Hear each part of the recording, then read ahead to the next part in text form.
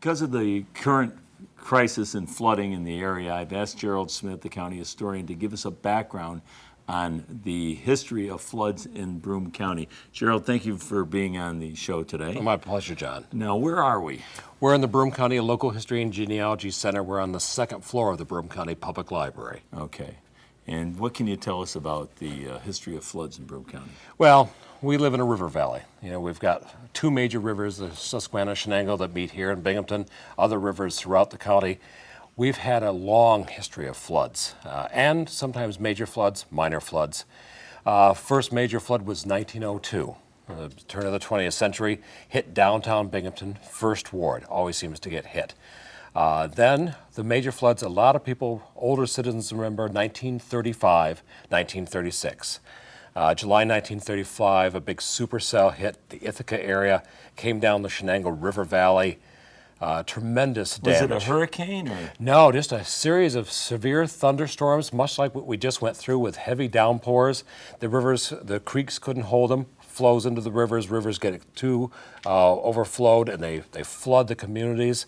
And of course, there were no flood walls, no dams, no levees, no warning. The Shenango River and the Susquehanna went from 14 inches and in 2 hours' time went up to 14 feet in depth. Wow. So, how does that compare to now? Well, if you look at the 2006 flood in June, it went up to 25 feet in depth. So it's actually much higher, but yet we still had protection from, say, the Whitney Point Dam and the flood walls that we put around the city of Binghamton in the 1940s. 1940s is when they started. Yeah, and we're thankful for some great concrete contractors who put those up, because they held up to much higher specifications than they were supposed to. And of course now with the 2011 flood, they overtopped. I mean, we actually went up to our highest level we've ever seen with the Susquehanna River. Wow. So we've never had waters this high. What do you... I don't want to get into, like, is it climate change or whatever, but I mean, like, you know, it's never happened before. It's interesting. Every time I see these floods and we start documenting, we've watched the series of floods seem to be getting worse and worse and worse. Is it global warming? I don't know.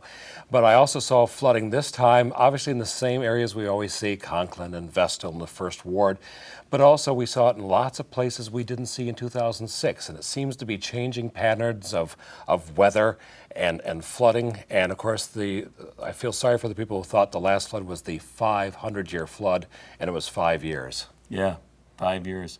So these photographs that you have here, these are just depict some of the situations that we've had in Binghamton in the past. Right, and all too familiar images that we're seeing currently, where you see, you know, the boats going down to rescue people. In the early one, the horse and buggy, and then the cars being inundated by flood walls, and then the last one, unfortunately, one that we've already seen, the BAE building, which was then the General Electric building in Westover, being surrounded by floodwaters, and that's happened time and time and time again.